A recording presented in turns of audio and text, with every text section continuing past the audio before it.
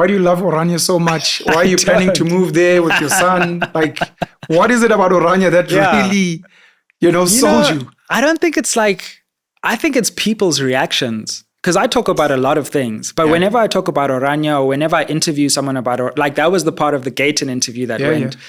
Yeah. I didn't plan the Orania guy coming on SABC. That was the team's idea. But when he was there, obviously I'm going to ask him about Orania. I don't think it's South Africa's biggest problem. Sure. And there are a lot of things we need to get out of the way. I don't have a problem with Afrikaner cultural identity either. I don't have a problem with people expressing their identity. But I don't think we must conflate Orania with Afrikaner identity. Sure. I don't think Orania is the only problem in South Africa. There are people who say, you must focus on this, focus on that. But believe me, I focus on a lot of things. Yeah. Like I speak 4 times a week about everything. Yeah. So I'm not saying Orania is the only thing. But if you ask me, do I think it's a good thing? No, I don't think it's a good thing. I think it's segregationist. And I think it's a form of neo-apartheid. And I think the idea of keeping people out of spaces has become more sophisticated. In the 20th century, you put up a sign and you said, no blacks allowed. Sure. Today, people have realized that, there'll be too much backlash if we do that. So then you find more sophisticated ways, which are related to often the price of things. So there are many Oranias in South Africa. Orania is just an obvious example. Sure. But then you start speaking about cultural identity, and then you start using that as a proxy for your real aim, which is keeping people out. Right. And celebrating apartheid, right? Through statues of Hendrik Verwoerd. They've got a museum there, by the way. Right. Yeah. Oof, I would shudder, but I would love to see that museum. Sure. So Afrikaans culture is a beautiful thing, and it's an important part of South African life. And there have been incredible Afrikaans people, Afrikaners in our country who have done great things, and we should celebrate that, and that should be part of our national story. But that doesn't mean that those Afrikaners, a minority, by the way, who want to cut themselves off from South Africa, should be allowed to do so without any criticism. And my fear is that if we allow that to take root and we allow Oranias to grow, then South Africa starts breaking apart into different factions and fractions. Yeah. And the idea of one just South African nation becomes elusive. And I fundamentally believe in one South Africa. Do you feel the same? Do you have the same energy for religious segregation? You spoke about financial. Yeah. Some of the schools you guys went to exclude most Afrikaans people by far, just on its own. And that's just income, maybe. Yeah.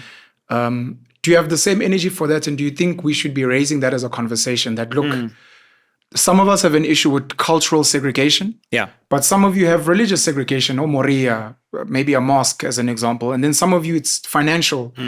There's the complexes where it becomes nuanced that anyone can apply here. If you have this money, if you live in this area, and then we have a right of admission reserved. Yeah. Do you feel those are also problematic at the same level? Well, it's an important question. And I think there are different forms of social separation. Racial segregation is a specifically evil form that has a specific history in South Africa. And we've seen, we don't need to theorize, we've seen where it goes and we've seen where it comes from. There are other forms of social separation which happen by default on the other side of the extreme, right? Like there are no white people in this room right now, right? That's not... We don't know that. There's an invisible white hand somewhere. I can confirm, right? Sure. That doesn't mean that we sat together and we were like, no white people are allowed in this room. Right? It just so happens that because of our interests, our shared histories, we came together in this room and there weren't any white people in the room right now. And there's nothing wrong with that. So I'm not saying that in every space, everywhere, at all times, there must be one black person and one white person, and right? I'm just saying that certain forms of extreme and obvious segregation where you deliberately keep people out by obvious or surreptitious means are wrong. Now, in the middle of that is an interesting question about the way that money works as a tool for segregation. And actually, that's largely the whole point of my book, The New Apartheid, where I argue that apartheid has been reworked to the extent that price now functions where segregation used to function. Yeah.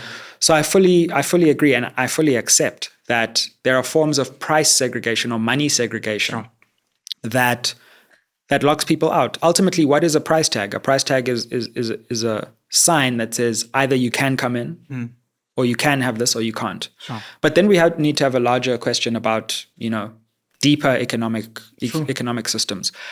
But I don't see that as equal in weight to like obvious racial segregation. Yeah. You are not allowed to come in here because you are not of my ethnic group or racial group.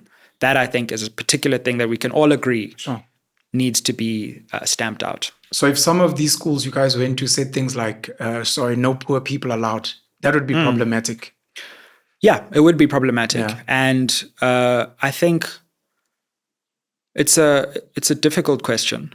It's a tough one. Because they don't say it explicitly. Yeah. Whereas they say only Afrikaners. These schools don't say, look, only rich people. Yeah. So it's not as explicit. Well, there are ways in which it's not as if these schools say absolutely no. Like there's literally not one black person living in Orania, right? Is the price of something similar to racial segregation?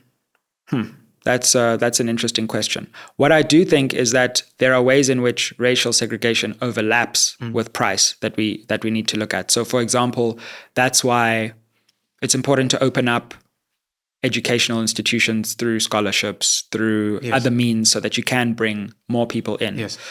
But what is sad is that we have privatized institutions. And by the way, I've never said that I'm not part of these institutions, right? In fact, if you read my book in depth, what I say is that it's impossible to escape the structure. Because where do you go? Yeah. Do you go and die in the public healthcare system? Do you not educate yourself to the best of your ability? Do you not live in a segregated part of a city and expose yourself to violent crime? So the pervasiveness of cutting yourself off is everywhere. Yeah. But that doesn't mean that we must agree that it's right. It means we have to find ways of opening up those schools so that they become more accommodating, more inclusive, building new schools which bring more people in, because those schools only have a limited capacity anyway.